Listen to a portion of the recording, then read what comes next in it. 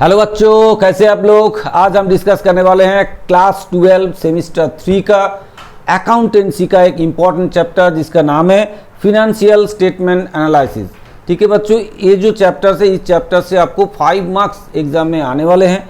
तो इसके ऊपर हमने ये वन शॉट में बिल्कुल जितने थियोरेटिकल पार्ट है डिटेल्स आपको आप समझा देंगे इस लेक्चर में, और साथ साथ में कुछ मैथमेटिकल प्रॉब्लम जो कि हमने एमसीक्यू के दौर पे लिए हैं उसको आपको समझा के दिखाएंगे। कुछ इंपॉर्टेंट एमसीक्यूज जो है वो इस लेक्चर में हम डिस्कस करेंगे।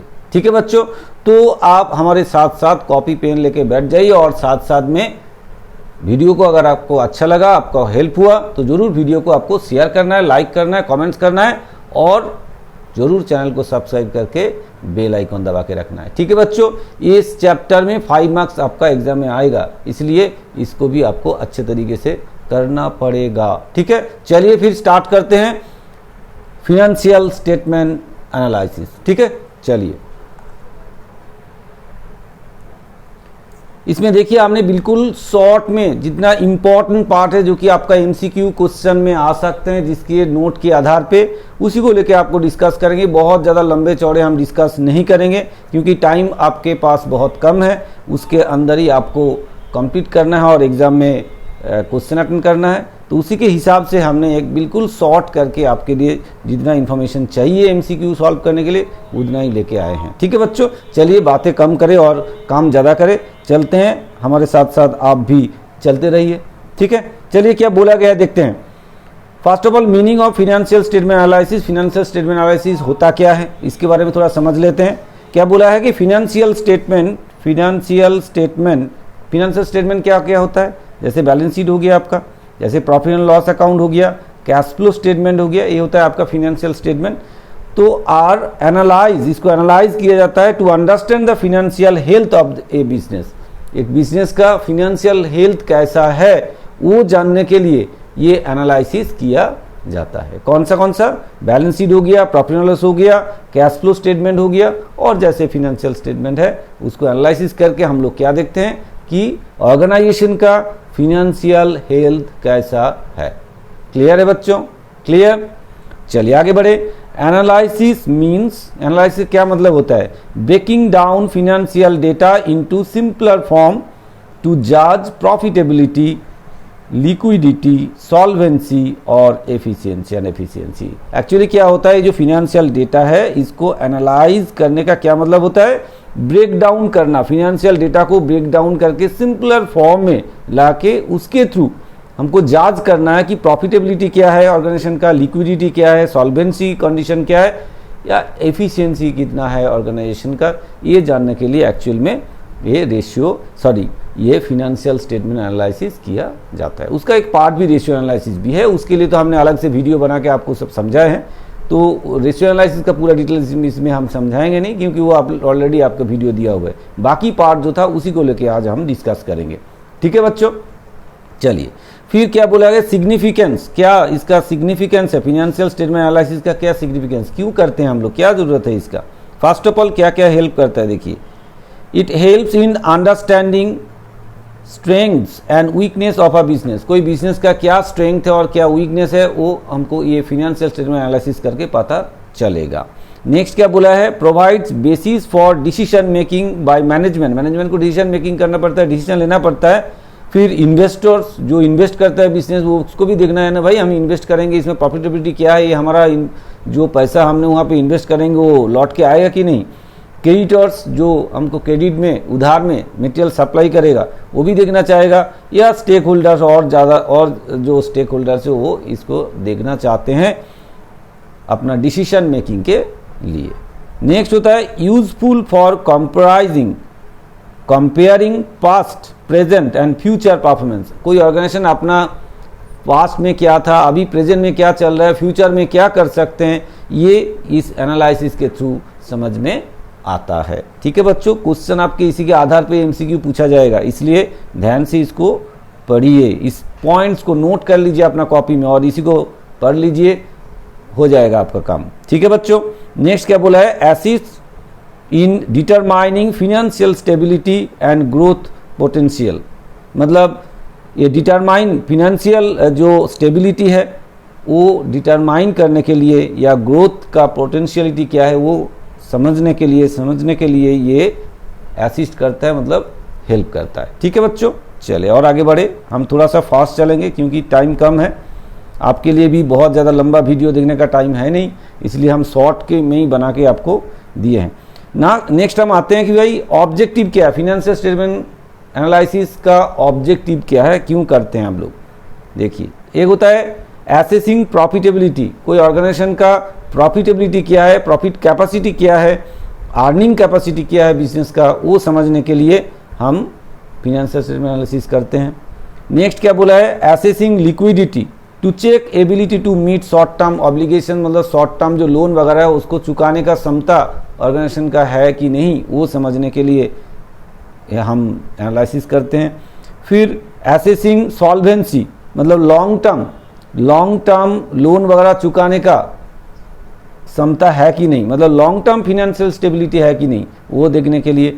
नेक्स्ट है कंपैरेटिव स्टडी, कंपेयर करने के लिए, जैसे कि to compare performance across periods and with other firms, जैसे कि कुछ सालों में क्या परफॉर्मेंस डेवलप हो रहा है या नहीं हो रहा है, वो देखने के लिए खुद उसी ऑर्गेनाइजेशन का खुद का या तो किसी और ऑर्गेनाइजेशन दूसरा उसी टाइप का ऑर्गेनाइजेशन के साथ अपना कंपैरिजन करने के लिए ये एनालिसिस करने का ज़रूरत है। ठीक है बच्चों, फिर और आगे decision making to support investment, lending and managerial decisions, उसके लिए ये एनालिसिस करके फिर डिसीजन लिया जाता है, हम इन्वेस्ट करें ना करें, इन्वेस्टर सोचते हैं। ठीक है बच्चों, क्लियर। चलिए और आगे चलते हैं। बिल्कुल हम शॉर्ट बना के दिए, जो आपको चाहिए उसको बिल्कुल आप कॉपी कीजिए और याद रखिए, आपका 5 मार्क्स यहाँ से मिल जाएगा। ठीक है बच्चों, चलिए और आगे बढ़े। Importance of financial statement analysis, financial statement analysis का क्या इंपॉर्टेंट है। एक helps management in planning and control, plan करने के लिए एंड उसके साथ साथ उसको प्लानिंग के हिसाब से कंट्रोल करने के लिए एनालिसिस हेल्प करता है। नेक्स्ट क्या बोला है, assist investors in judging the return and risk, कोई इन्वेस्टर है वो कहीं इन्वेस्ट करना चाहते हैं, वो जांच कर सकते हैं कि भाई हम यहाँ इन्वेस्ट करेंगे कितना रिटर्न हमारा आ सकता है और कितना रिस्क है यहाँ पे इन्वेस्ट करना, ये उनको जांच करने के लिए हेल्प करता है। नेक्स्ट है creditors can assess repayment ability, creditor को पता चलता है कि भाई ये ऑर्गेनाइजेशन हमारा जो लोन है हम जो उधार में उनको मटेरियल सप्लाई कर रहे हैं वो हमको पे कर पाएगा कि नहीं, ये उनको समझ में आ जाता है। फिर government and regulatory bodies can regulate evaluate tax liability and compliances, government को तो टैक्स चाहिए भाई, तो गवर्नमेंट को समझ में आएगा कि भाई कितना टैक्स उसको देना, वो टैक्स कैलकुलेशन करने के लिए और टैक्स लायबिलिटी इवैल्यूट करने के लिए ये हेल्प करता है। नेक्स्ट क्या है, provides transparency and builds confidence among stakeholders, stakeholders को कॉन्फिडेंस आता है कि भाई ये जो बिजनेस का जो सिस्टम है, बिजनेस का जो फाइनेंशियल कंडीशन है उसका ट्रांसपेरेंसी रहे, कोई ऐसे मतलब सामने सब कुछ रहे, तो उनको समझ में आता है कि भाई ये बिजनेस अच्छा चलेगा या उनका कॉन्फिडेंस ग्रो होता है इसको देख के। ठीक है, चले और आगे बढ़ते हैं। नेक्स्ट क्या बोला गया, देखिए लिमिटेशन ऑफ फाइनेंशियल स्टेटमेंट। अब जैसे किसी का सुविधाएं हैं कुछ असुविधाएं भी होगा, है कि नहीं, कुछ फायदा है तो लिमिटेशन भी होगा। लिमिटेशन क्या है भाई, first of all based on क्या बोला है, based on historical data not future oriented. Actually क्या है, ये जो डेटा हम एनालिसिस कर रहे हैं ये ऑलरेडी बेयर कर चुके हैं, ये डेटा बिल्कुल हिस्टोरिकल है, पुराना डेटा है, उसी को लेके हम प्रीवियस ईयर का डेटा, इसके पिछले का ईयर का डेटा लेके हम लोग एक्चुअली एनालिसिस कर रहे हैं, जो कि फ्यूचर में क्या होगा वो फिर नहीं पता चलेगा ना, फिर फ्यूचर ओरिएंटेड नहीं है, भविष्य में क्या होगा, भविष्य में क्या खर्चा पड़ सकता है, क्या हो सकता है, उसका यहाँ पे डिटेल्स नहीं है, क्योंकि हिस्टोरिकल डेटा लेके हम यहाँ काम करते हैं। नेक्स्ट क्या है, अफेक्टेड बाय विंडो ड्रेसिंग, मतलब मैनिपुलेशन ऑफ अकाउंट्स। कभी कभार क्या होता है ना, मैनेजमेंट का मैनिपुलेट कर देते हैं अकाउंट्स को, मैनिपुलेट करके कुछ और दिखाते हैं, एक्चुअल में कुछ है और सामने कुछ और दिखाते हैं कुछ फायदे के लिए। ठीक है, नेक्स्ट है डिफरेंट अकाउंटिंग मेथड्स, जैसे कि डिप्रिसिएशन हो गया, स्टॉक वैल्यूएशन हो गया, मे अफेक्ट द कंपेरेबिलिटी। कभी कभार क्या होता है, कंपेयर नहीं कर पाते, दूसरे ऑर्गेनाइजेशन किसी और तरीके से डिप्रीशिएशन मेंटेन करते हैं, स्टॉक का वैल्यूएशन करते हैं, हम अपना तरीके से स्टॉक वैल्यूएशन करते हैं या डिप्रीशिएशन चार्ज करते हैं, तो फिर दूसरे ऑर्गेनाइजेशन के साथ कंपेयर हम नहीं कर पाते कभी कभार। ठीक है, नेक्स्ट क्या है, इग्नोर्स नॉन फिनेंशियल फैक्टर्स। इसमें देखिए जैसे कि एम्प्लॉयज़ एफिशिएंसी क्या है, मार्केट रेपुटेशन क्या है, इसमें ये इग्नोर होता है क्योंकि इसमें एम्प्लॉयज़ का एफिशिएंसी भी नहीं देखा जाता है या मार्केट का रेपुटेशन क्या है ये नहीं देखा जाता, जस्ट फिनेंशियल जो डेटा है उसी को एनालिसिस किया जाता है, कोई नॉन फिनेंशियल डेटा इसमें एनालिसिस होता नहीं है। ठीक है बच्चों, फिर और क्या है, may not रिवेल true picture in case of inflation. जब इन्फ्लेशन होगा, बाजार में प्राइस बढ़ता रहेगा, तो पिछले का डेटा लेके हम एनालिसिस करेंगे तो उसका ट्रू पिक्चर कहाँ से आएगा भाई, तो इन्फ्लेशन होने से ये ट्रू पिक्चर सामने नहीं ला सकते हैं। ये है इसका लिमिटेशन। जो पॉइंट हम यहाँ पे आपको रिप्रेजेंट कर रहे हैं, हर पॉइंट इंपॉर्टेंस है आपका एमसीक्यू क्वेश्चन के लिए। चलिए आगे बढ़ते हैं। अब ये फिनेंशियल स्टेटमेंट जो एनालिसिस हम करेंगे, इसका क्या क्या टूल्स है जिसके थ्रू हम एनालिसिस करते हैं। चलिए देखते हैं फिर क्या क्या टूल्स है, इसके आधार पर भी क्वेश्चन होगा, आपको टूल्स क्या क्या है इसके आधार पर क्वेश्चन कर सकते हैं कि भाई बोला जाएगा 4 ऑप्शन देगा, इसमें से 3 ऑप्शन गलत रहेगा, एक सही ऑप्शन रहेगा, तो आपको चुनना पड़ेगा। ठीक है, चलिए आगे बढ़ते हैं। फिर क्या बोला है देखिए,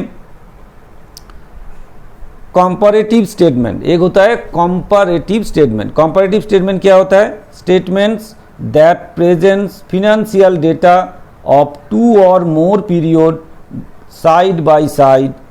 साइड बाय साइड दोनों ईयर का डेटा बैठा दीजिए और उसको कंपेयर कर लीजिए। ठीक है, जैसे 2024-25 के साथ 2023-24 का जो डेटा है उसको आपस में कंपेयर कीजिए, क्या इंक्रीज हुआ है, क्या डिक्रीज हुआ है, कितना परसेंटेज इंक्रीज हुआ है, कितना परसेंटेज डिक्रीज हुआ है, वो आप एनालिसिस करके देख सकते हैं। इसको बोलते हैं कंपैरेटिव। कंपेयर करना है इसलिए कंपैरेटिव बोला जाता है। क्या क्या कंपैरेटिव स्टेटमेंट हो सकता है, एक होता है कंपैरेटिव बैलेंस शीट हो सकता है, नेक्स्ट होता है कंपैरेटिव इनकम स्टेटमेंट हो सकता है। दोनों generally comparative balance sheet and comparative income statement ही हम लोग बनाते हैं।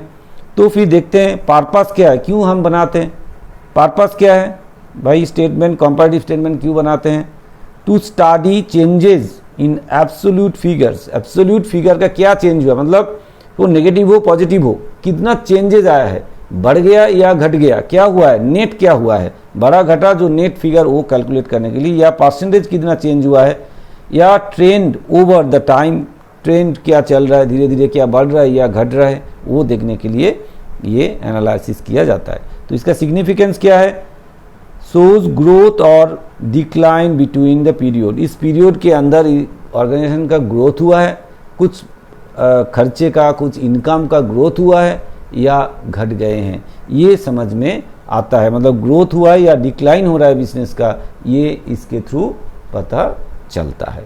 ठीक है बच्चों, समझ में आ रहे हैं। हम थोड़ा सा फास्ट जा रहा है कि वीडियो ज़्यादा लंबा ना बने।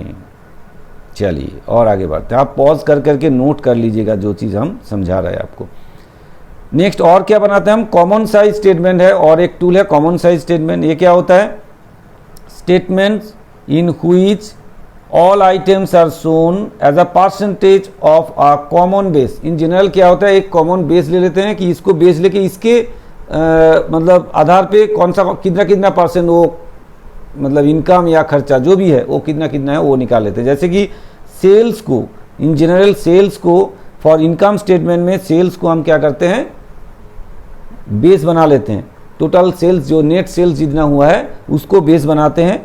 और बैलेंस शीट के केस में क्या होता है, बैलेंस शीट के केस में एसेट को, टोटल एसेट को बेस बना लेते हैं। मतलब टोटल एसेट को 100% मान लेते हैं, बाकी जो आइटम है वो कितना कितना परसेंट है वो कैलकुलेट कर लेते हैं। या प्रॉफिट एंड लॉस स्टेटमेंट में, मतलब इनकम स्टेटमेंट में क्या करते हैं कि सेल को हम, नेट सेल को हम 100% मान लेते हैं, उसके आधार पर जितने खर्चे हैं या प्रॉफिट है वो कितना परसेंटेज है वो कैलकुलेट कर लेते हैं। क्लियर है बच्चों, समझ में आया। नाउ कॉमन साइज क्या क्या बनाते हैं, एक होता है कॉमन साइज बैलेंस शीट बनाते हैं और एक होता है कॉमन साइज इनकम स्टेटमेंट बनाते हैं, दो ही बनते हैं। ठीक है, पर्पस क्या है, क्यों बनाते हैं, क्यों to compare companies different size और compare performance over a period, है ना। डिफरेंट साइज का जो ऑर्गेनाइजेशन है उनका आपस में, तो किसी का ज़्यादा सेल है उसके हिसाब से खर्चा भी ज़्यादा है, तो ऐसे आप सीधा सीधा किसी का सेल या किसी का परचेज, किसी का कॉस्ट का कंपेरिजन नहीं कर सकते। तो आप अगर हम उस कंपनी का जितना सेल है उसके आधार पे खर्चा कितना है, उसके आधार पे प्रॉफिट कितना है, परसेंटेज के दौर से हम देखेंगे तो हम दूसरे ऑर्गेनाइजेशन के साथ भी उसका कंपेयर कर सकते हैं, क्योंकि इस ऑर्गेनाइजेशन का प्रॉफिटेबिलिटी परसेंटेज क्या है, दूसरे ऑर्गेनाइजेशन का प्रॉफिटेबिलिटी परसेंटेज क्या है, उसके साथ कंपेयर कर पाएंगे तब। ठीक है बच्चों, तो सिग्निफिकेंस क्या है, रिमूव्स इफेक्ट ऑफ साइज, मतलब जो साइज है ना, साइज के हिसाब से एक बड़ा ऑर्गेनाइजेशन के साथ एक छोटा ऑर्गेनाइजेशन के साथ आप कंपेयर नहीं कर सकते डायरेक्टली, तो इसमें ये रिमूव कर देता है, क्योंकि प्रॉफिटेबिलिटी परसेंटेज के इस हिसाब से अगर हम देखते हैं तो बड़ा छोटा का मतलब नहीं रहता, क्योंकि इसका प्रॉफिटेबिलिटी परसेंटेज क्या, हमने 10 लाख इन्वेस्ट किए उसमें 2 लाख प्रॉफिट कमाए, तो इसका मतलब है 20%। किसी बड़े ऑर्गेनाइजेशन में 10 करोड़ इन्वेस्ट कर दिया और 10 लाख प्रॉफिट कमाए, तो उसका मतलब हमको तो लगेगा कि बहुत ज़्यादा प्रॉफिट, 10 लाख प्रॉफिट, बात ये नहीं है। उसमें देखिए 10% प्रॉफिट उसने कमाया है, लेकिन ये छोटा है, लेकिन इसने 20% कमाया है। तो ये परसेंटेज के हिसाब से दिखाएंगे तो आप कंपेयर कर पाएंगे कि वो 10% कमाते हैं और ये 20% प्रॉफिट कमाते हैं। इसके हिसाब से तो भाई ये छोटा ऑर्गेनाइजेशन अच्छा पोजीशन में है, प्रॉफिटेबिलिटी अच्छा है इसका, है कि नहीं, ऐसे समझ पाएंगे हम। नेक्स्ट होता है focus on proportion of items, जो आइटम्स है, जो खर्चे हैं, जो इनकम है, वो सेल के दौर पे क्या प्रोपोर्शन में है, या जो एसेट्स, टोटल एसेट्स है उसके अंदर जो फिक्स्ड एसेट, करेंट एसेट, जो एसेट्स है उसका पोर्शन कितना प्रोपोर्शन में वो है, वो आपको समझ में आएगा। ठीक है बच्चों, क्लियर है, समझ में आया कॉमन साइज स्टेटमेंट। अब आगे बढ़ते हैं। चलिए आगे बढ़ने से पहले थोड़ा पानी पी लेते हैं, आप भी P low.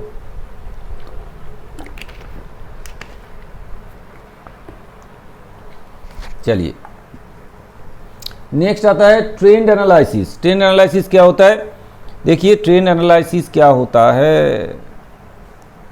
Trend analysis of financial data over a number of years to identify patterns और डिरेक्शंस। एक्चुअली क्या होता है, इसमें कई साल का, 10 साल का, मतलब 5 साल का, हर साल का सेल्स ले लिया हमने, तो हर साल का सेल्स लेके हम देखना चाहेंगे कि भाई सेल्स का जो चेंजेस है वो बढ़ रहे हैं, इंक्रीजिंग हो रहा है या डिक्रीजिंग हो रहा है, क्या हो रहा है वो समझ में इसमें आता है। मतलब डायरेक्शन क्या है या पैटर्न क्या है वो समझ में आएगा, या कुछ खर्चे का पैटर्न क्या है वो समझ में आएगा, तो इसको बोलते हैं ट्रेंड एनालिसिस। ठीक है बच्चों, तो ट्रेंड एनालिसिस करके हम ये समझ पाते हैं कि इट हेल्प्स, क्या करते हैं, फोरकास्टिंग फ्यूचर रिजल्ट्स। मतलब ये ट्रेंड वाइज हमको पता चलता है कि ऐसे ट्रेंड चल रहा है तो आगे क्या होने वाले हैं उसका एक मतलब फोरकास्ट आप पहले से कर पाएंगे कि पिछले सालों में आपका जो सेल्स है बढ़ते हुए चल रहा है, तो आपको थोड़ा सा आइडिया लग जाएगा कि भाई अगले साल,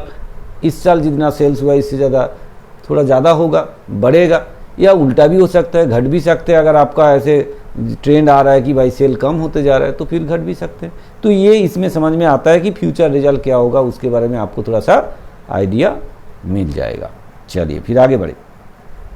इंडिकेट्स वेदर, इसका सिग्निफिकेंस क्या है, indicates weather financial position is improving, stable और डिक्लाइनिंग। मतलब इसमें आपको पता चलेगा कि आपका ऑर्गेनाइजेशन का फाइनेंशियल कंडीशन है वो क्या पहले से इंप्रूव होते जा रहा है धीरे धीरे, या स्टेबल है जैसे था ऐसे ही है, ना तो घटा ना तो बढ़ा, या क्या डिक्लाइन हो रहा है धीरे धीरे करके, वो उसका जो पोजीशन है वो खराब होते हुए जा रहा है। ये आपको इस ट्रेंड एनालिसिस में समझ में आ जाएगा। ठीक है बच्चों, क्लियर है। और आगे बढ़ते हैं, रेशियो एनालिसिस, और एक टूल से रेशियो एनालिसिस, जिसके बारे में ऑलरेडी हमने अलग से वीडियो बना के बहुत सारे उसमें थियोरेटिकल, मैथमेटिकल, साथ साथ में रेशियोज जो है उसके बारे में समझाए, और साथ साथ में कुछ एमसीक्यूज भी आपको शायद डिस्कस हमने कर दिए हैं पिछले वीडियोज में। चलिए आप देखते हैं रेशियो एनालिसिस में क्या है। Establishes relationship between two financial variables from statements. जो स्टेटमेंट्स है उस स्टेटमेंट से, जो कि बैलेंस शीट भी है और इनकम स्टेटमेंट है, उसमें जो आइटम्स है उस आइटम के साथ एक क्या रिलेशन है, आपस में क्या रिलेशन है, वो निकालते हैं हम किसके थ्रू, रेशियो एनालिसिस के थ्रू निकालते हैं। तो इसमें क्या क्या रेशियोज वगैरह है, जैसे कि लिक्विडिटी रेशियोज है, लिक्विडिटी रेशियो का मतलब current ratio, quick ratio already हमने बताया आपको उस रेशियो एनालिसिस में।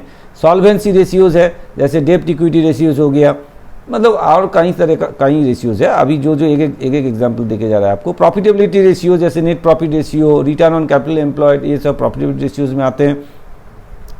एक्टिविटी रेशियो जैसे कि like stock turnover ratio, debtors turnover ratio. ऐसे पर्पस क्या है रेशियो एनालिसिस का? पर्पस क्या है? To evaluate efficiency, profitability, solvency, liquidity. ये सब जानने के लिए, जैसे कि ऑर्गेनाइजेशन की एफिशिएंसी क्या है, प्रॉफिटेबिलिटी क्या है, सॉल्वेंसी क्या है या लिक्विडिटी क्या है, ये जानने के लिए हमको रेशियो एनालिसिस करना पड़ता है। ठीक है बच्चों, क्लियर है? समझ में आया? चलिए और आगे बढ़ते हैं। Now cash flow statement. Cash flow statement क्या होता है? कैश फ्लो स्टेटमेंट क्या होता है? देखिए, statement showing inflow and outflow of cash and cash equivalent during a period. इसका मतलब क्या होता है कि आपके घर में कितना कैश या कैश इक्विवेलेंट, कैश का मतलब कैश और कैश इक्विवेलेंट मतलब बैंक बैलेंस जो है, वो कितना आपके घर में आए और कितना आपके घर से गए, फिर लास्ट में आपके पास कितना पड़ा हुआ है, मतलब ओपनिंग में कितना था, कितना आए, कितना गए और लास्ट में कितना आपके पास पड़ा हुआ है। ये जो फ्लो है ना, ये जैसे कि आया गया ऐसे करके फ्लो होता है, तो वो फ्लो यहाँ पे दिखाई देता है कि भाई कैसे कैश आने जाने का जो फ्लो है वो यहाँ पे दिखाई देता है। तो इसमें देखिए एक्टिविटीज़ है कुछ, क्या क्या एक्टिविटीज़ है? एक ऑपरेटिंग एक्टिविटीज़ जो आपका मेन फोकस, जो मेन बिजनेस का जो एक्टिविटीज़, उसको ऑपरेटिंग एक्टिविटीज़ बोलते हैं। नेक्स्ट होता है इन्वेस्टिंग एक्टिविटीज़, जो आप एसेट वगैरह खरीदे, एसेट में इन्वेस्ट किए हैं, कहीं इन्वेस्टमेंट खरीद लिए, ये इन्वेस्टिंग एक्टिविटीज़ हो गया। नेक्स्ट होता है फाइनेंसिंग एक्टिविटीज़। फाइनेंशियल मतलब फाइनेंसिंग एक्टिविटीज मतलब कितना आपने कैपिटल लाए बिजनेस में, कहीं से लोन लिए, इक्विटी शेयर इशू किए, डिवेंचर इशू किए, या तो प्रेफरेंस शेयर इशू किए, या डिवेंचर को अपना पैसा चुका दिए, मतलब रिडीम कर दिए, लोन चुका दिए, ये सब जो है आप डिविडेंड पे कर दिए, ये सब फाइनेंसिंग एक्टिविटीज़ के अंदर आता है, जो कि आपका नेक्स्ट सेम में जब हम करेंगे, आगे जाके करेंगे, जब सिलेबस में आपका रहेगा कैश फ्लो स्टेटमेंट, मतलब पूरा साम्स रहेगा आपका, तो वो हम आपको करवाएंगे। चलिए, लास्ट पर्पस क्या है? पर्पस क्या है? Helps assess liquidity and cash management. जो कैश है, कैश को कैसे मैनेज करें, कैसे आ रहा है, कैसे जा रहा है, पता चलेगा, तो आपको कैश मैनेज करने में इजी हो जाएगी। कहाँ कहाँ कैश आपका ब्लॉक हो के रहता है, कहाँ से पैसा आपको जल्दी आ जाते हैं, ये सब आपको पता चलेगा, तो फिर आप कैश मैनेजमेंट अच्छे तरीके से कर पाएंगे। ठीक है बच्चों, क्लियर है? समझ में आया? देखिए, हमने बहुत शॉर्ट कर दिया, बहुत ज़्यादा लंबा चौड़ा नहीं किया, हमने शॉर्ट कर दिया। जो जो इम्पोर्टेंस बातें हैं उसी को लेके हमने आपको ये बना के दिए हैं, आपको ज़रूर हेल्प होगा ही इसमें। चलिए और एक चीज़ देख लेते हैं कि बोला है कि डिफरेंस क्या है comparative statement and common size statement में। डिफरेंस क्या है, दोनों में अंतर क्या है? दोनों ही तो भाई ये बनाते हैं ऐसे, तो इसमें अंतर क्या है? Comparative statement compare across years, कुछ सालों के साथ कुछ और सालों के साथ एब्सोल्यूट फिगर में एंड साथ साथ में परसेंटेज के दौर पे हम कंपेयर करके देखते हैं।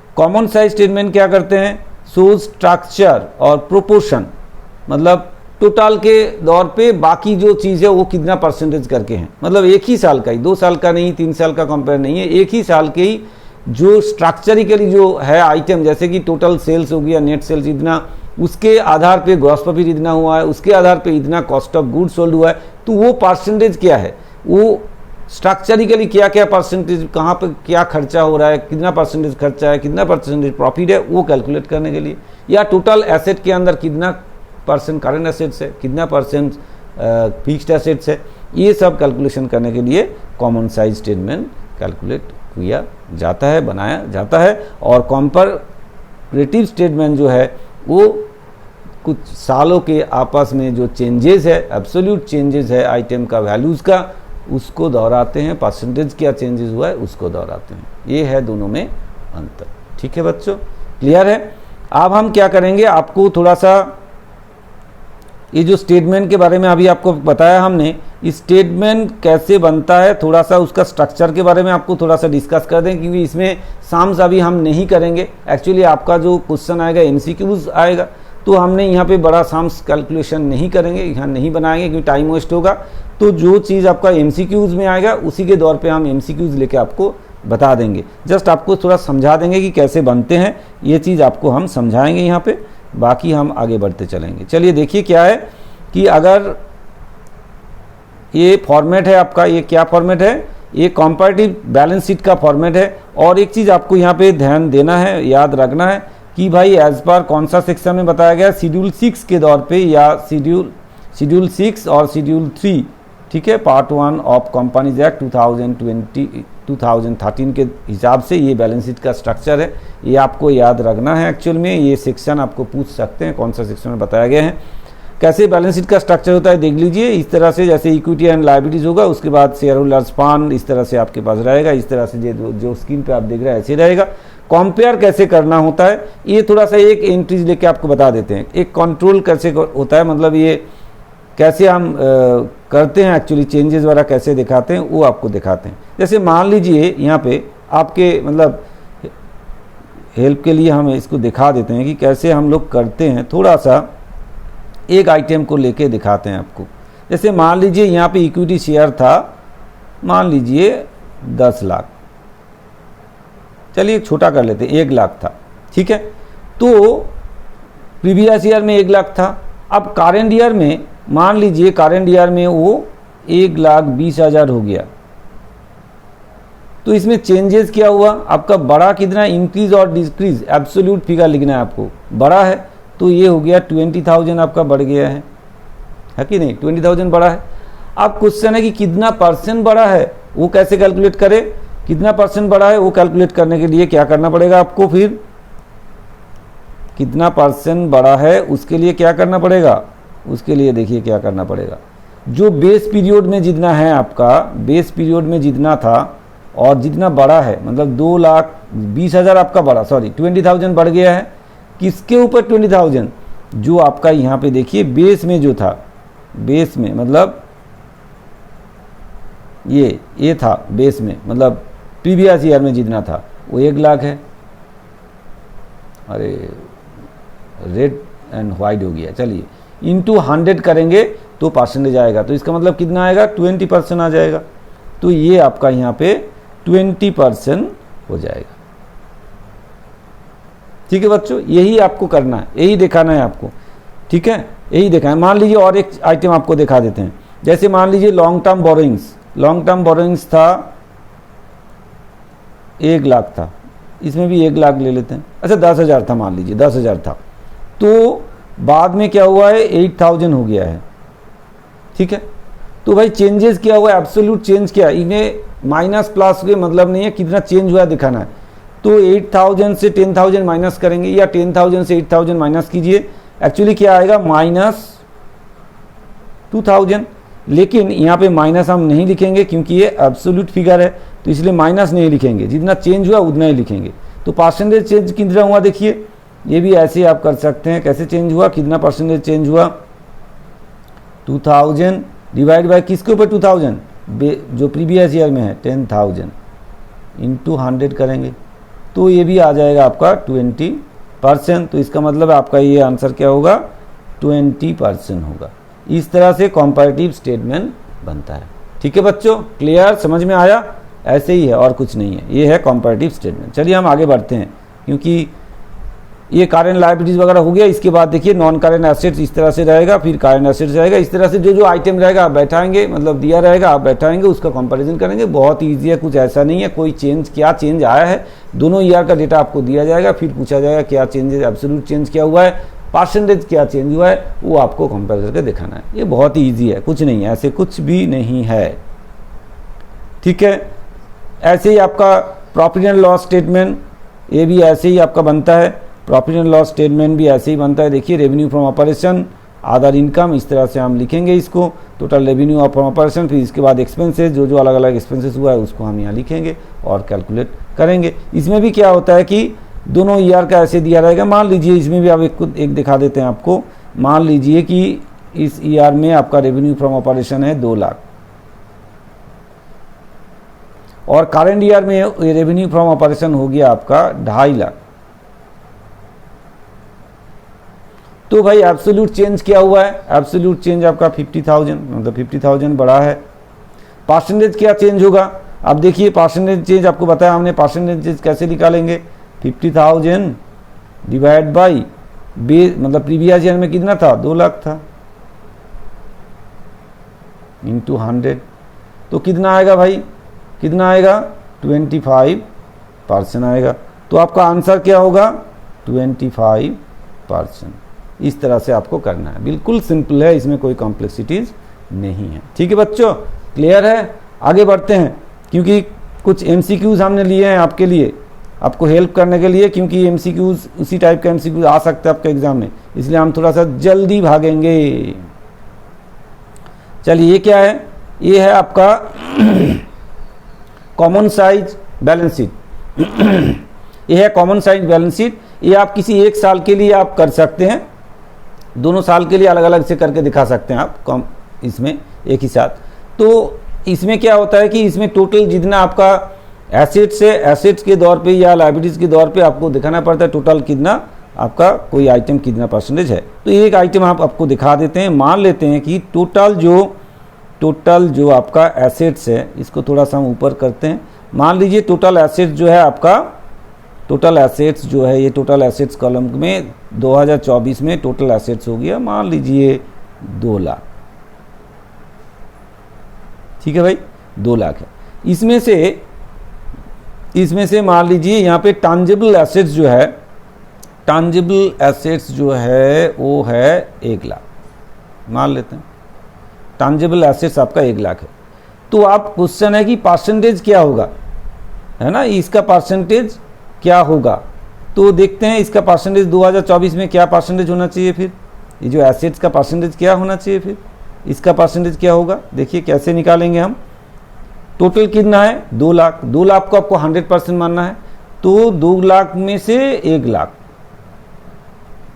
तो 100% में कितना है, इंटू 100 करेंगे तो कितना आएगा, 50% आएगा। तो इसका मतलब है ये आ जाएगा आपका 50%। ये 2 लाख जो है यहाँ पे आप लिख देंगे 100%, टोटल को 100% लिखेंगे, ये 100 है, इसमें से 50% ये हो गया।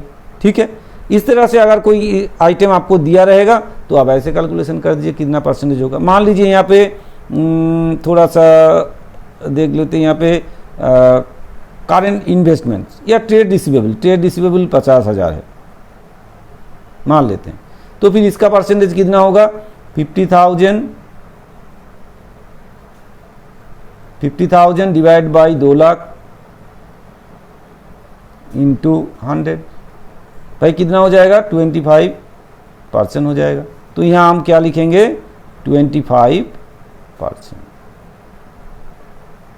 इस तरह से आपको करना है, तो ये टोटल मिला के आपका 100% आएगा। ठीक है, क्लियर है, समझ में आया। कंपैरेटिव मतलब common size statement balance sheet में कैसे बनाते हैं, ये है आपका सिस्टम।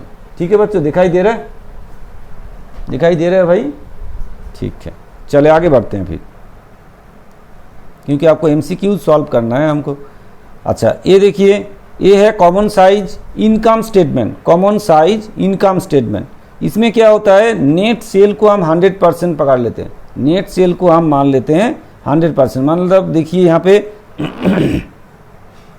नेट सेल जो है, इस नेट सेल को रेवेन्यू फ्रॉम ऑपरेशन जो नेट सेल्स है, मान लीजिए 2023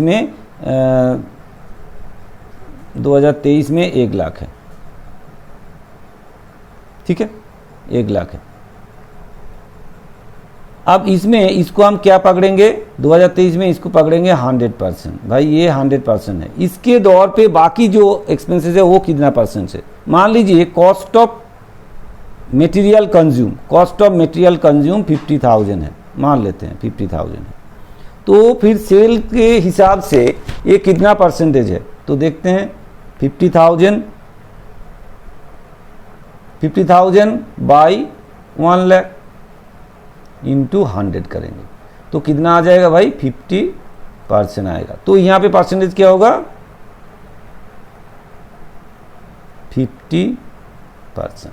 ठीक है, तो ये रेवेन्यू फ्रॉम ऑपरेशन मतलब नेट सेल्स जो है वो ऑलवेज 100% होगा, उसी के आधार पे बाकी जो आइटम्स है वो कितना कितना परसेंटेज है वो यहाँ पे समझ में आएगा। जैसे कि एम्प्लॉयज़ बेनिफिट, मान लेते हैं कि एम्प्लॉयज़ बेनिफिट आपका 20,000 है, ठीक है। तो आप देखिए इसमें परसेंटेज क्या आएगा, 20,000 डिवाइड बाई 1,00,000 इंटू 100 कितना आ जाएगा, 20%। तो आपका आंसर क्या होगा यहाँ पे, 20%, ठीक है बच्चों। ये हमने 2023 का कर रहा है इसलिए 2023 में लिख रहा है, 2024 का डेटा लेंगे अलग डेटा होगा वो, उसके हिसाब से उसका परसेंटेज भी यहाँ पे निकाल के हम लिख सकते हैं, ठीक है बच्चों। क्लियर, समझ में आया। Common size and comparative statement हमने आपको क्लियर करवा दिए हैं एक दो एग्जाम्पल लेके। अब हम क्या करेंगे, अब हम आगे चलेंगे और कुछ MCQs आपके लिए हम लाए हैं जो कि एग्ज़ाम के लिए इम्पॉर्टेंट भी है और आपको समझने के लिए भी इम्पॉर्टेंट है। इसमें कुछ थियोरिटिकल भी है और कुछ मैथमेटिकल न्यूमेरिकल भी है। चलिए आगे बढ़ते हैं, कुछ क्वेश्चन लेके हम थोड़ा जल्दी भागेंगे।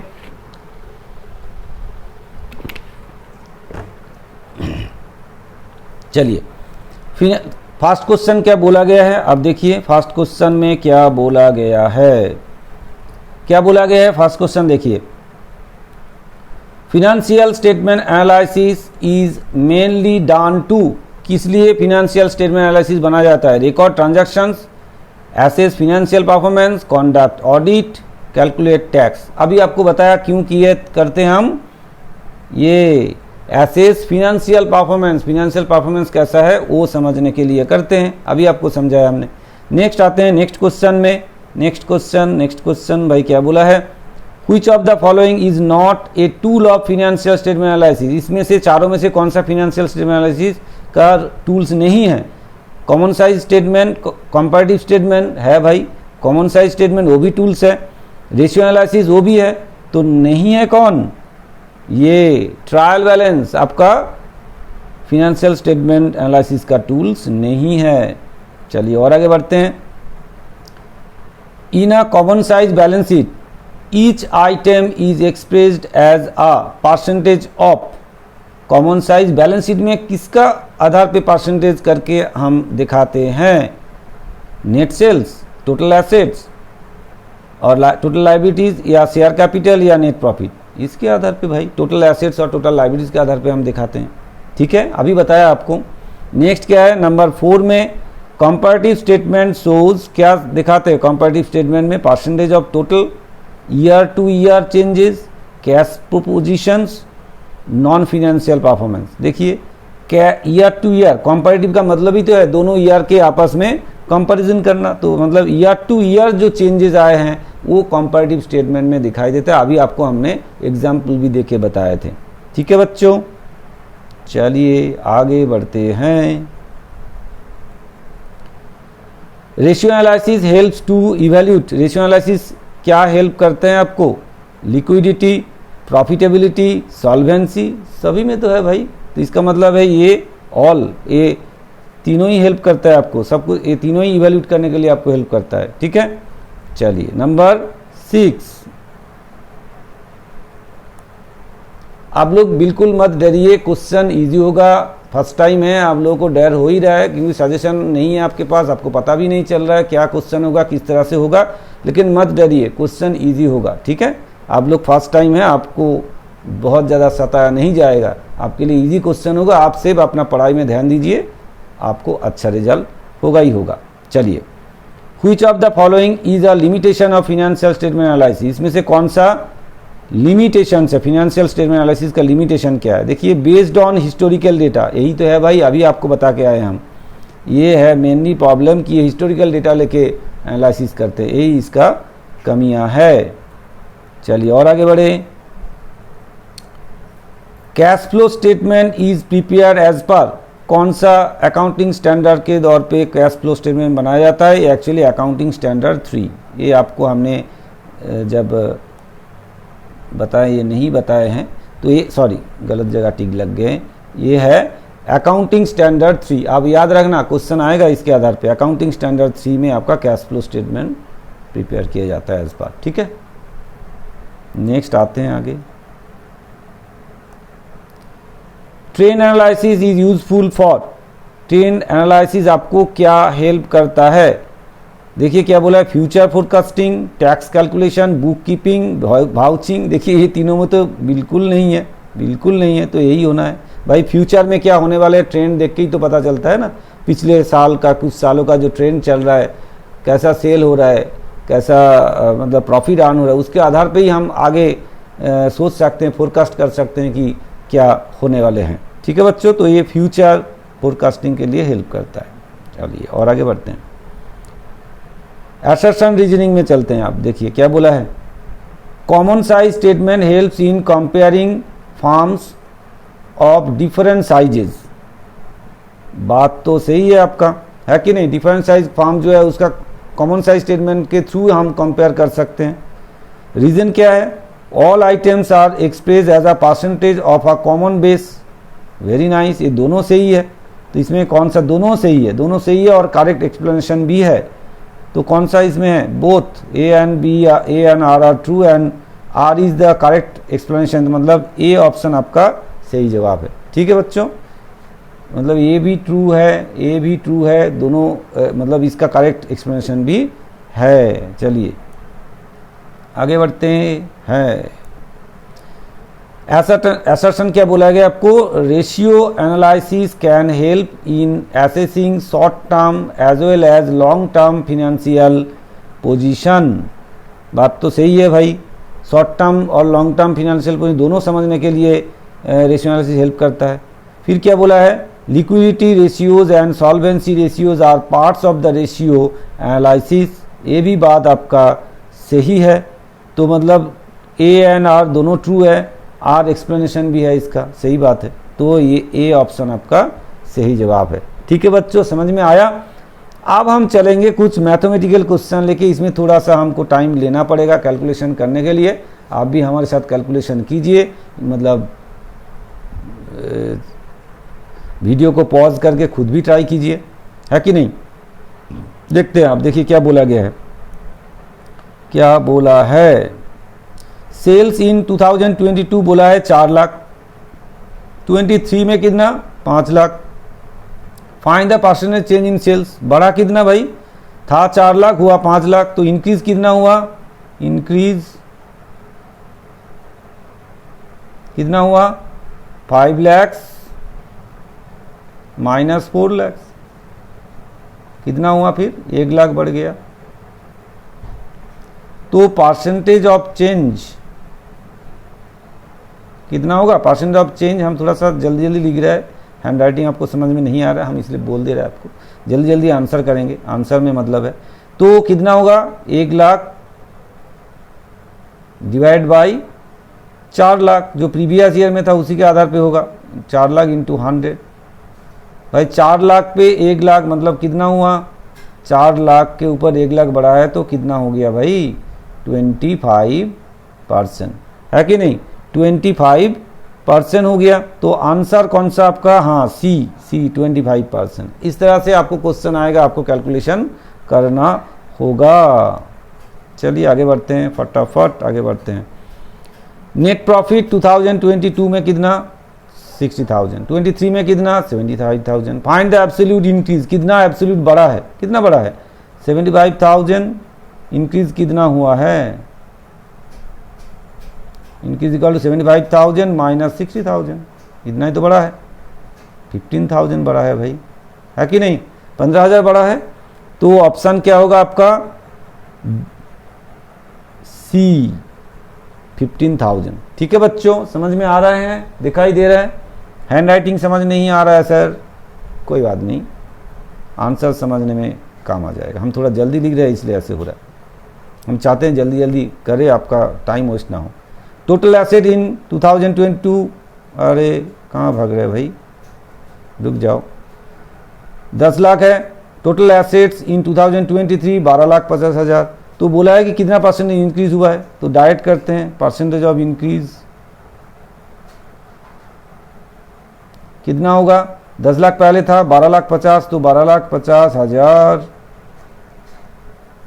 कितना बड़ा है, 12,50,000 माइनस 10 लाख, है कि नहीं भाई, डिवाइड बाई 10 लाख कर दो, 10 लाख प्रीवियस ईयर का है। बड़ा कितना है, बड़ा है 2,50,000 तो 2,50,000 बाई 10 लाख इंटू 100 करना है भाई, इंटू 100 करेंगे तो कितना आ जाएगा 25% भाई आंसर, है कि नहीं, 25% आएगा। तो आपका आंसर डी हो गया सही जवाब 25%। यही तो है, बहुत ज़्यादा कुछ टफ नहीं है ये। इसमें 5 मार्क्स जो आएगा आपका एग्जाम में बिल्कुल 5 मिलना चाहिए आपको, है कि नहीं, ज़रूर मिलना चाहिए। चलिए आगे बढ़ते हैं। In a common size balance sheet total assets कितना है 5 लाख, कैश है 50,000। परसेंटेज ऑफ कैश क्या होगा, आपको अभी समझाया हमने कैसे निकालना है। तो परसेंटेज ऑफ कैश क्या होगा, इक्वल टू 50,000 जितना कैश है divide by total assets 5 lakh into 100 करेंगे, कितना आ जाएगा भाई 10%। ये आंसर होगा आपका। तो 14 में क्या है 10% सी में है, ये आपका सही जवाब। ठीक है बच्चों, फटाफट आंसर हो जाएगा। आप सोच रहे हैं सर क्या फटाफट हो जाएगा, आप तो इजी क्वेश्चन लिए इसलिए फटाफट होगा। आपके क्वेश्चन भी ऐसे ही होगा, बहुत ज़्यादा कुछ टफ नहीं होगा, ऐसे ही क्वेश्चन आएगा, आप मत सोचिए ज़्यादा। In a common size income statement, common size income statement में सेल्स कितना है 8 lakh, cost of goods sold 6 lakh है।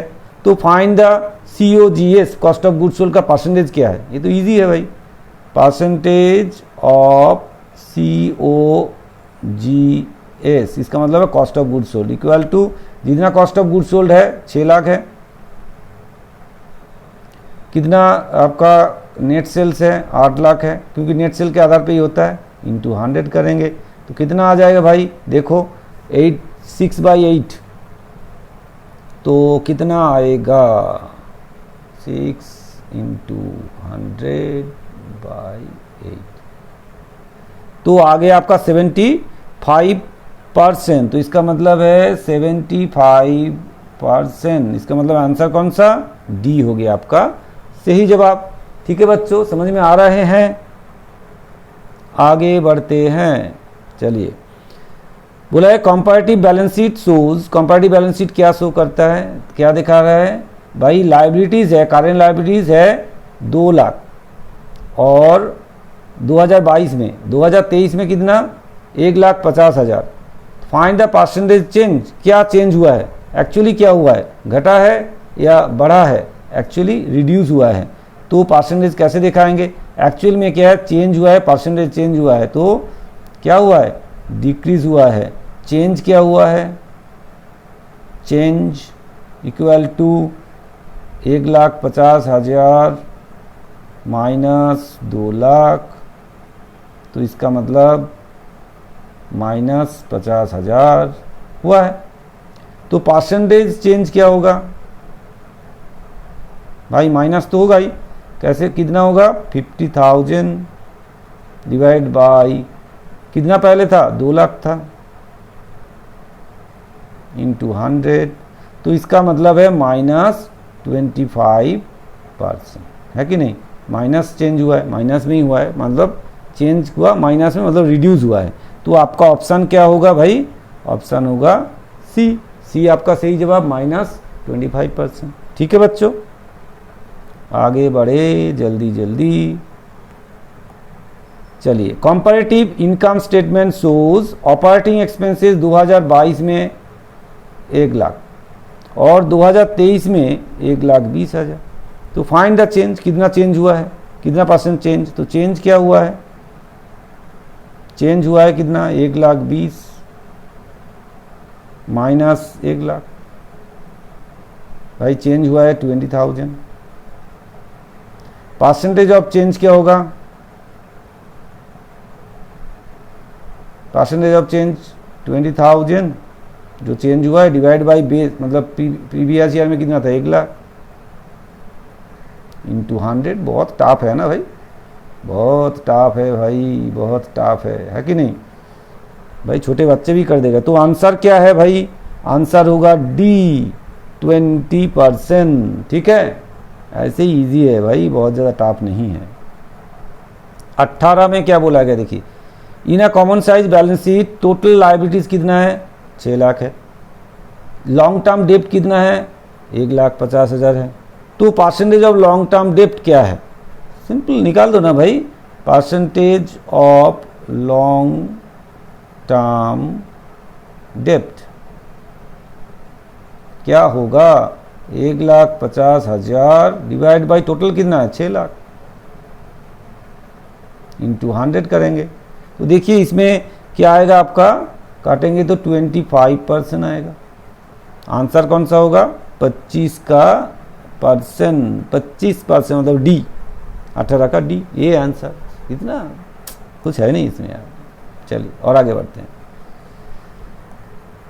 कंपैरेटिव स्टेटमेंट शोज क्या शो करते हैं, दिखाते हैं कि 2022 में जो नेट सेल है 3 लाख है और 2023 में नेट सेल कितना 4,20,000 है।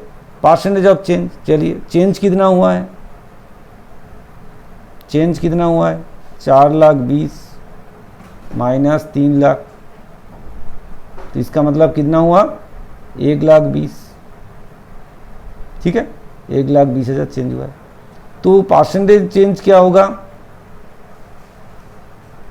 परसेंटेज चेंज, परसेंटेज चेंज कितना होगा 1,20,000 डिवाइड बाई 3 लाख इंटू 100, है कि नहीं, ठीक है। तो देखते हैं कितना आएगा,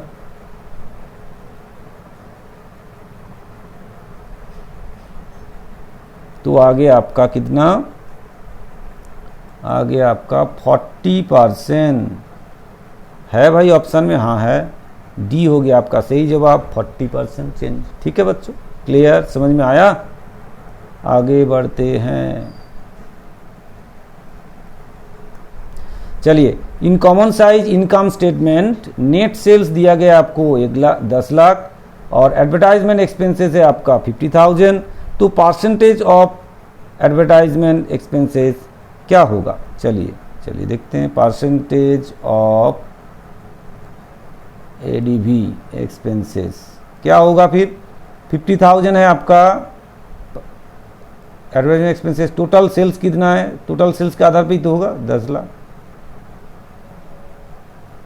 इंटू 100, कितना परसेंटेज हो जाएगा भाई, कितना परसेंटेज हो जाएगा बताओ, कितना परसेंटेज होना चाहिए, काटेंगे तो क्या आएगा 5% आएगा, ठीक है। तो आंसर होगा आपका 5%, है ना, 5% हो जाएगा आपका।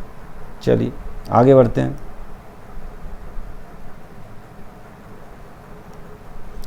Inventories increase from 1 lakh to 1,40,000, what is the percentage change, तब इंक्रीज कितना हुआ है, चेंज क्या हुआ है, चेंज कितना है भाई 1,40,000 माइनस 1 लाख, तो आगे आपका 40,000।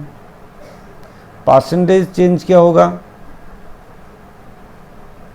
40,000 डिवाइड बाई 1 लाख, है कि नहीं, इंटू 100, तो 40% हो गया भाई आपका आंसर। ठीक है, तो आंसर क्या है 40% ऑप्शन में है, हाँ है, सी आपका ऑप्शन सही जवाब है। ठीक है बच्चों, और ज़्यादा क्वेश्चन नहीं है, हम और ज़्यादा क्वेश्चन नहीं लिए आपको सताने के लिए, ज़्यादा नहीं लिए हैं। ठीक है, देखिए आगे देखते हैं। ए कंपनी रिजर्व एंड सरप्लस है 10 लाख, ठीक है, रिजर्व एंड सरप्लस में 10 लाख है जो कि नेगेटिव बैलेंस है, इसमें ध्यान दीजिए नेगेटिव बैलेंस है in the year 2023-24, it becomes 5 lakhs, ये 5 लैक्स होगा, लैक्स मिसिंग हो गया, 5 लैक्स होगा जो कि पॉजिटिव में है, मतलब प्रॉफिट में है, पॉजिटिव में आया 2024-25 में। तो the percentage change in the reserve and surplus क्या हुआ है, चलिए भी देखते हैं चेंज क्या हुआ है। चेंज इक्वल टू, इसमें थोड़ा सा ट्विस्ट है, चेंज इक्वल टू 5 लैक्स आपका पॉजिटिव है जो बढ़ के अभी हुआ है, और पहले क्या था, इससे क्या माइनस करेंगे, पहले माइनस में था, माइनस 10 लैक्स था। ठीक है भाई, तो चेंज क्या हुआ 5 लैक्स, ये माइनस माइनस में प्लस हो जाएगा फिर 10 लैक्स, तो इसका मतलब है चेंज हुआ है 15 लाख, तो 15 लाख आपका चेंजेस हुआ है। तो परसेंटेज चेंज क्या होगा, ये अच्छा सम्स था। Percentage change 15 lakh divide by, percentage change 15 lakh divide by 10 lakh. 10 lakh आपका पहले था, वो नेगेटिव में था, 10 लाख था, इंटू 100 करेंगे। 10 लाख के ऊपर 15 लाख बढ़ा है, तो कितना पड़ा है, 150% बढ़ा है भाई। ऑप्शन में है भाई, ए है आपका सही जवाब। ठीक है बच्चे, ये अच्छा सम्स था, ये अच्छा सम्स था। चलिए और आगे बढ़े, और कुछ क्वेश्चन है क्या? हाँ भाई है, और एक क्वेश्चन है, देखते हैं इसको सॉल्व करते हैं, और लगता है और नहीं है। ठीक है चलिए, इसी को करके आपको आज छुट्टी देंगे। अच्छा, रेवेन्यू फ्रॉम ऑपरेशंस, इसमें थोड़ा ध्यान दीजिए, अच्छा सम्स है। रेवेन्यू फ्रॉम ऑपरेशंस 1,50,000 है। Cost of operation, revenue from operation है 60% of revenue from operations. Indirect expenses है 25% of gross profit. So rate of income tax है 40%, the amount of after tax profit. तो हम एक चार्ट बना के इसको सॉल्व करेंगे। ठीक है, आप हमारे साथ साथ में कीजिए। पहले लिखेंगे रेवेन्यू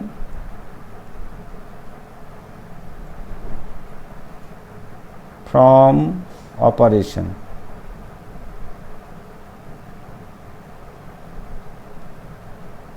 कितना है भाई रेवेन्यू फ्रॉम ऑपरेशन?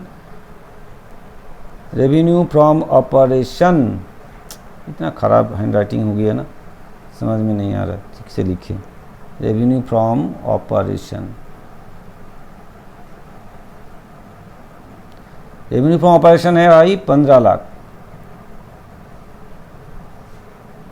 ठीक है, 15 लाख है रेवेन्यू फ्रॉम ऑपरेशन। इसे लेस करेंगे, क्या लेस करेंगे? Cost of revenue from operation.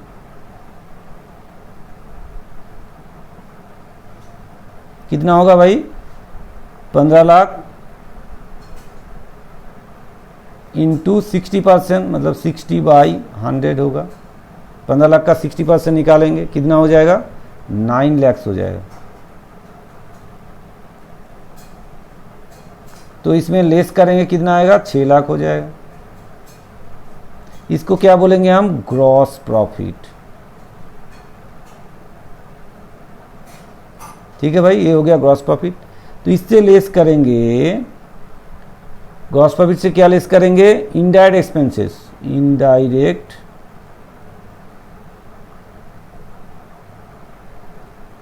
Expenses. कितना बोला है? 25% ऑफ ग्रॉस प्रॉफिट। तो 6 लाख का 25%, 25/100, इसको करेंगे कितना आ जाएगा? 1.5 लाख, 1,50,000।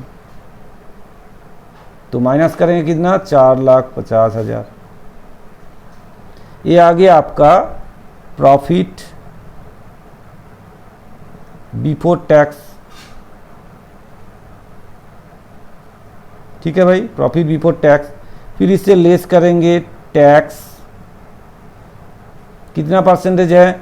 इनकम टैक्स कितना परसेंटेज है? 40%। 40% इंटू किसका? इसका 45। तो इसका 40% कीजिए भाई, 4,50,000 का 40%, 1,80,000। इसको माइनस कर दीजिए, तो आएगा 2,70,000, है कि नहीं? ये हो गया प्रॉफिट आफ्टर टैक्स।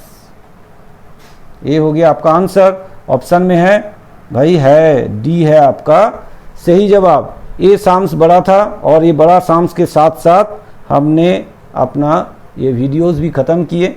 आपको ज़रूर इसका हेल्प मिला होगा। अगर आपको इसमें हेल्प मिला है तो ज़रूर आपको वीडियो को शेयर करना है, लाइक करना है, कमेंट्स करना है, और चैनल को सब्सक्राइब करके बेल आइकॉन दबा के रखना है, कि जैसे हम आपके लिए वीडियो छोड़े आपको एग्ज़ाम में हेल्प करने के लिए, वो आपको तुरंत आपके पास मिल जाए। ठीक है बच्चों, चले फिर मिलते हैं नेक्स्ट वीडियो में, जहां हम ऐसे ही कुछ मॉडल क्वेश्चन भी आपको समझाएंगे, कुछ मॉडल क्वेश्चन लेके भी आप हमने किए हैं, 1-2 वीडियो और भी करते रहेंगे। आप हमारे साथ जुड़े रहिए।